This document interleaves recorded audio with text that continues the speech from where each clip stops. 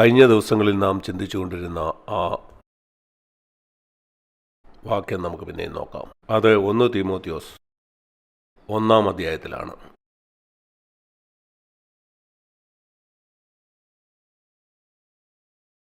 കഴിഞ്ഞ സെഷനിൽ നാം അതേപ്പറ്റി ചിന്തിച്ചല്ലോ. ഞാനത് ചുരുക്കമായിട്ടൊന്ന് പറയാം. വിശ്വാസം എന്നത് ദൈവത്തിലുള്ള നിസ്സഹായതയോടുള്ള ആശ്രയമാണ്. ഒരു കൊമ്പ് ഒരു വൃക്ഷത്തിലായിരിക്കുന്ന പോലെ. ഒരു കൊമ്പിന് സ്വതവേ ഒന്നും ചെയ്യാൻ കഴിയില്ല. യേശു പറഞ്ഞു, എന്നെ പിരിഞ്ഞ് നിങ്ങൾക്ക് ഒന്നും ചെയ്യാൻ കഴിയില്ല. ഞാൻ പറഞ്ഞല്ലോ, അതാണ് ജയകരമായ ജീവിതത്തിൻ്റെ രഹസ്യം. നാം കാണുന്നു, ലാസർ മരണത്തോട് മല്ലടിച്ചുകൊണ്ടിരുന്നപ്പം യേശു അവിടെ വന്നില്ല. എന്നാൽ ആ ലാസർ മരിച്ചു കഴിഞ്ഞപ്പോൾ അപ്പോഴാണ് യേശു വന്നത്. അതൊരു തത്വമാണ്. ദൈവം കാത്തിരിക്കുന്ന നാം പൂജ്യത്തിലെത്താൻ വേണ്ടിയാണ്. അപ്പോഴാണ് അവൻ്റെ പ്രവൃത്തി നമ്മളിൽ തുടങ്ങുന്നത്. താഴ്മയിൽ കൂടെ നമ്മുടെ ജീവിതത്തിൽ ഒന്നുമില്ലാത്ത അവസ്ഥയിലേക്ക് നാം വരണം. താഴ്മയുള്ളവർക്കാണ് ദൈവം തൻ്റെ കൃപ കൊടുക്കുന്നത്. അത് വെള്ളം പോലെയാണ്. വെള്ളം എപ്പോഴും താഴ്ന്ന സ്ഥലത്തേക്കാണ് ആദ്യം ഒഴുകുന്നത്. അതുകൊണ്ട് ഇത് ഓർത്തിരിക്കുക. നിങ്ങൾ പാപത്തെ ജയിക്കുന്നില്ലെങ്കിൽ അതിനൊരു കാരണമേ ഉള്ളൂ, നിങ്ങൾക്ക് കൃപ കിട്ടുന്നില്ല. നിങ്ങൾക്ക് കൃപ കിട്ടാതിരിക്കാനായിട്ട് ഒരു കാരണമേ ഉള്ളൂ. നിങ്ങൾ ചിന്തിക്കുന്നു നിങ്ങൾക്ക് താഴ്മയുണ്ടെന്ന്. എന്നാൽ ദൈവം അങ്ങനെ ചിന്തിക്കുന്നില്ല. നിങ്ങൾ നിസ്സഹായതയോടെ ദൈവത്തെ ആശ്രയിക്കുന്നില്ല. നിങ്ങൾ നിങ്ങളെ തന്നെയാണ് വിശ്വസിക്കുന്നത്. ഇവിടെ പൗലോസ് തീമോത്തിയോസിനോട് പറയുകയാണ്, 1 തീമോത്തിയോസ് 1:5, ആജ്ഞയുടെ ഉദ്ദേശമോ? അതിനർത്ഥം ഞങ്ങൾ നിങ്ങളെ പഠിപ്പിക്കുന്ന എല്ലാ ആജ്ഞയുടെ ഉദ്ദേശം അതൊരു ലക്ഷ്യത്തിനു വേണ്ടിയാണ്. ഒരു ഫുട്ബോൾ മത്സരത്തിൽ അതിൻ്റെ ലക്ഷ്യം ആ ഗോൾ പോസ്റ്റിലൂടെ ഗോളടിക്കുന്നതാണ്. ഇവിടെ അതിൻ്റെ ഉദ്ദേശം അതാണ്. ഞങ്ങൾ നിങ്ങളെ പഠിപ്പിക്കുന്ന എല്ലാ കാര്യത്തിനും ലക്ഷ്യം അത് ശുദ്ധഹൃദയം, നല്ല മനസാക്ഷി, നിർവ്യാജ വിശ്വാസം എന്നിവയാൽ ഉളവാകുന്ന സ്നേഹം തന്നെ. കഴിഞ്ഞ സെക്ഷനിൽ നമ്മൾ ഇതിനെപ്പറ്റി ചില കാര്യങ്ങൾ കേട്ട് കഴിഞ്ഞു. നല്ല മനസാക്ഷി, നിർവ്യാജ വിശ്വാസത്തെപ്പറ്റി. ഞാൻ ഇന്ന് നിങ്ങളോട് പറയാൻ ആഗ്രഹിക്കുന്നത് ശുദ്ധഹൃദയത്തിൽ നിന്ന് ഉണ്ടാകുന്ന സ്നേഹത്തെ പറ്റിയാണ്. ഒരു ശുദ്ധഹൃദയം എന്ന് പറഞ്ഞാൽ എന്താണ്? ഒരു ശുദ്ധഹൃദയവും ഒരു നല്ല മനസാക്ഷിയും. ഈ വാക്യത്തിൻ്റെ അടിസ്ഥാനത്തിൽ ഒരാൾ നിങ്ങളോട് ചോദിക്കുകയാണ്, ശുദ്ധഹൃദയവും നല്ല മനസാക്ഷിയും തമ്മിലുള്ള വ്യത്യാസം എന്താണ്? നിങ്ങളെന്തു പറയും? ആരെങ്കിലും ഈ ചോദ്യം നിങ്ങളോട് ചോദിച്ചാൽ അവർ ചോദിക്കുന്നു, നീ ഒരു ക്രിസ്ത്യാനിയാണ്, നീ പറയുന്നു നിനക്ക് കർത്താവിനെ അറിയാമെന്ന്, നീ ദൈവവചനം വായിക്കുന്നു. അവർ നിങ്ങളോട് ചോദിക്കുന്നു, 1 തീമോത്തിയോസ് 1:5 എന്താണെന്ന് പറഞ്ഞു തരാമോ? എന്താണ് ഇത് തമ്മിലുള്ള വ്യത്യാസം? ശുദ്ധഹൃദയവും നല്ല മനസാക്ഷിയും. ദൈവവചനം എങ്ങനെ പഠിക്കണമെന്ന് ഞാൻ നിങ്ങളോട് പറയാം. നിങ്ങൾക്ക് മനസ്സിലാകാത്ത ഒരു വാക്യം നിങ്ങൾ വായിച്ചാൽ നിങ്ങളതവിടെ ഉപേക്ഷിച്ച് അടുത്ത വാക്യത്തിലേക്ക് പോയാൽ ദൈവം അത് കാണും. അവൻ എന്തു കാണും? സത്യം അറിയാനായിട്ട് നിങ്ങൾക്ക് ഒരു താല്പര്യമില്ലെന്ന്. അവിടെ ഒരു സത്യമുണ്ട്. നിങ്ങൾക്കത് മനസ്സിലായാലേ നിങ്ങൾ അടുത്ത വാക്യത്തിലേക്ക് പോകുന്നു. തൻ്റെ നിലം ഉഴുതുന്ന ഒരു കർഷകൻ അതിൻ്റെ മധ്യത്തിൽ ഒരു പാറ കാണുന്നു. ആ പാറ മാറ്റാതെ അവൻ അതിന് ചുറ്റും ഉഴുതുന്നു. പിന്നെ അവൻ മറ്റൊരു പാറ കാണുന്നു, അതും അവൻ വിടുന്നു. അവൻ മറ്റൊരു പാറ കാണുന്നു, അതും അവൻ വിടുന്നു. അവൻ്റെ നിലം നിറച്ചും പാറയായിരിക്കും.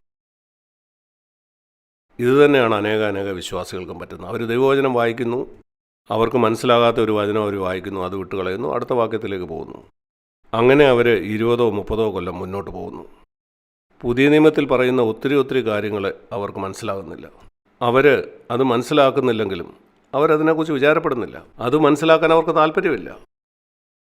ഞാൻ പറയട്ടെ, ദൈവം കാണുകയാണ് നിങ്ങൾക്ക് അവൻ്റെ വചനം മനസ്സിലാക്കാനായിട്ട് താല്പര്യമില്ലെങ്കിൽ. നിങ്ങൾ ചിന്തിക്കുന്നോ ദൈവം നിങ്ങൾക്ക് വിജയകരമായ ഒരു ക്രിസ്ത്യ ജീവിതം നൽകുമെന്ന്, അനുഗ്രഹീതമായ ഒരു വ്യക്തിജീവിതവും കുടുംബജീവിതവും തരുമെന്ന്? ഇല്ല. അവൻ കാണുകയാണ് നിങ്ങൾ അവൻ്റെ വചനം വായിക്കുമ്പോൾ ഒരു കാര്യം നിങ്ങൾക്ക് മനസ്സിലായില്ല, നിങ്ങളത് വിട്ടുകളഞ്ഞിട്ട് അടുത്ത വാക്യത്തിലേക്ക് പോകുന്നു.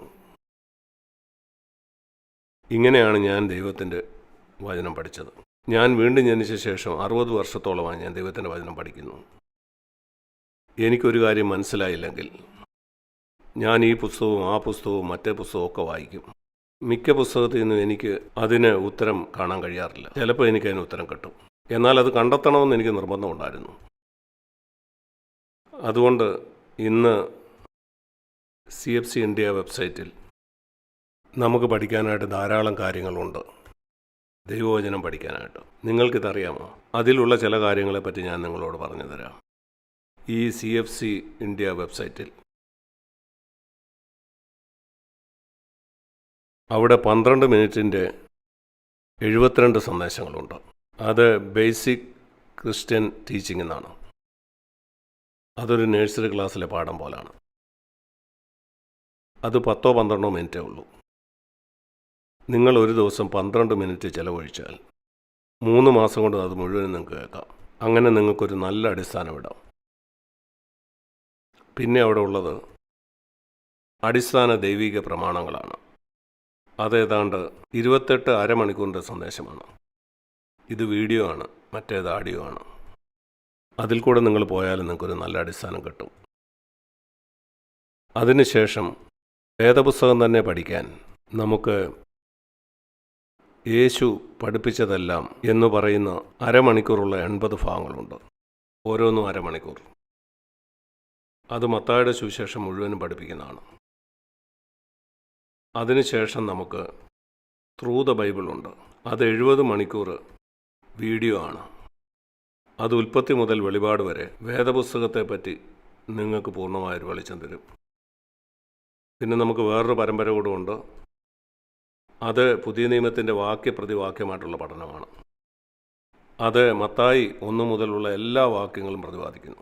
വെളിപാട് പുസ്തകത്തിൻ്റെ അവസാന വാക്യം വരെ നിങ്ങൾക്ക് അതിൽ നിന്ന് പഠിക്കാം. അത് കേട്ട് തീർക്കാനായിട്ട് നിങ്ങൾക്ക് ചില വർഷങ്ങൾ എടുത്തെന്ന് വരാം. എന്നാൽ നിങ്ങൾ ചിലരെ 15 മിനിറ്റ് ഒരു ദിവസം ഇത് കേൾക്കാനായിട്ട് ചിലവഴിച്ചാൽ 3 കൊല്ലം കൊണ്ട് നിങ്ങൾക്കത് കേട്ട് തീർക്കാനായിട്ട് കഴിയും. 15 മിനിറ്റ് ഒരു ദിവസം ദൈവവചനം പഠിക്കാൻ. അത് നിങ്ങളുടെ ജീവിതത്തെ തന്നെ മാറ്റും. വിശ്വാസം കേൾവിയാൽ വരുന്നു എന്നാണ് ദൈവവചനം പറയുന്നത്. ആ ദൈവവചനത്തിൻ്റെ കേൾവി. അതുകൊണ്ട് ദൈവവചനം കേൾക്കുന്ന നിങ്ങൾ ഉപേക്ഷയായിട്ട് വിചാരിച്ചാൽ നിങ്ങൾക്ക് വിശ്വാസം ഉണ്ടാവില്ല. വിശ്വാസം കേൾവിയാലും കേൾവി ക്രിസ്തുവിൻ്റെ വചനത്താലും വരുന്നു. റോമാലേഖനം 10:17. അതുകൊണ്ടാണ് ദൈവവചനം പഠിക്കണമെന്ന് ഞാൻ ഊന്നി പറയുന്നത്. അത്രയും മതി, വിശ്വാസം വരും. ഞാൻ എത്ര കൂടുതൽ ദൈവവചനം പഠിക്കുമോ അത് ദൈവത്തിൻ്റെ വചനമാണ്. വിശ്വാസം വരുന്ന കേൾവിയാലാണ്. ഇതാണ് ദൈവം പറയുന്നത്. നിങ്ങൾക്കറിയാമല്ലോ, വേദപുസ്തകത്തിൻ്റെ 1-ാം വാക്യത്തിൽ തന്നെ ദൈവവചനത്തിൻ്റെ ശക്തി നിങ്ങൾക്ക് കാണാം. വെളിച്ചമുണ്ടാകട്ടെ എന്ന് ദൈവം പറഞ്ഞു, വെളിച്ചം വന്നു. അതുപോലെ നക്ഷത്രം ഉണ്ടാകട്ടെ എന്ന് ദൈവം പറഞ്ഞു, നക്ഷത്രം വന്നു. സൂര്യനും ചന്ദ്രനും ഉണ്ടാകട്ടെ, ഉണ്ടായി. ഇവിടെ നിങ്ങൾ പഠിക്കുന്ന പാഠം ഉൽപ്പത്തിയുടെ 1-ാം വാക്യത്തിൽ നിന്ന് അത്ഭുതകരമായിട്ടുള്ള ദൈവവചനത്തിൻ്റെ ശക്തിയാണ് നിങ്ങൾ കാണുന്നത്. ആ ശബ്ദത്തിന് ലോകം കീഴടങ്ങിയപ്പം ചിലത് സംഭവിച്ചു.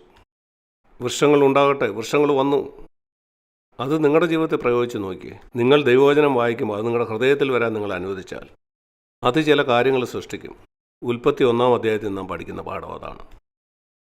ഞാൻ നിങ്ങളെ എല്ലാവരെയും ഉത്സാഹിപ്പിക്കുന്നത്, കുറഞ്ഞ പക്ഷം ഇന്നു മുതൽ 15 മിനിറ്റ് ഒരു ദിവസം നിർമ്മലമായ ദൈവവചനം പഠിക്കാൻ ചെലവഴിക്കുക. ഞാൻ പറഞ്ഞ ഈ പരമ്പരകളിൽ ചിലത് കേൾക്കാനായിട്ട് നിങ്ങൾ സമയം കണ്ടെത്തുക. CFC ഇന്ത്യ വെബ്സൈറ്റുള്ള ഇതെല്ലാം സൗജന്യമാണ്. അവിടെ നിങ്ങൾക്കിത് കേൾക്കാം. വേണമെങ്കിൽ നിങ്ങളുടെ ഫോണിൽ ഉപയോഗിക്കാൻ കഴിയുന്ന ഒരു ആപ്പ് അവിടെയുണ്ട്. അങ്ങനെ നിങ്ങളുടെ ഫോണിലൂടെ അത് കേൾക്കാം. നിങ്ങൾ എവിടെ പോകുമ്പോഴും, നിങ്ങൾ നടക്കാൻ പോകുമ്പോൾ നിങ്ങൾക്കത് കേൾക്കാം. കുറച്ച് നാളുകൾ കഴിയുമ്പോൾ നിങ്ങൾക്ക് കാണാൻ കഴിയും. നിങ്ങൾ ദൈവവചനം മനസ്സിലാക്കുമെന്ന് മാത്രമല്ല, കൂടുതൽ കൂടുതൽ വിശ്വാസം നിങ്ങളുടെ ഹൃദയത്തിലുണ്ടാവും. അതുപോലെ നിങ്ങളുടെ ജീവിതത്തിൽ ഉണ്ടാകുന്ന പ്രശ്നങ്ങൾ, ദൈവവചനം ഇതുപോലെ കേൾക്കുമ്പോൾ എനിക്കുണ്ടായ മറ്റൊരു അനുഭവത്തെപ്പറ്റി പറയാം. ചിലപ്പോൾ ഞാനൊരു വാക്യം വായിക്കുകയായിരിക്കും. അതിൽ ഞാൻ അനുഭവിക്കുന്ന ഒരു പ്രായോഗിക പ്രശ്നത്തിൻ്റെ ഉത്തരവുണ്ടായിരിക്കും.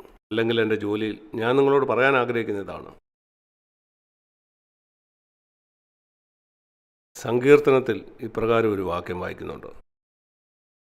നിങ്ങളത് ശ്രദ്ധിച്ചിട്ടുണ്ടോ എന്നറിയില്ല. പലപ്പോഴും ഒരു സങ്കീർത്തനം അവസാനിപ്പിക്കുന്നത് സേല എന്ന് പറഞ്ഞുകൊണ്ടാണ്. SELH. അതൊരു എബ്രായ വാക്യമാണ്. അതിനർത്ഥം നിർത്തുക, എന്നിട്ട് ചിന്തിക്കുക. അതാണിപ്പോൾ സംഭവിച്ചത്. സേല. ഇവിടെ നിർത്തിയിട്ട് നിങ്ങൾ കേട്ടതിനെപ്പറ്റി ചിന്തിക്കുക.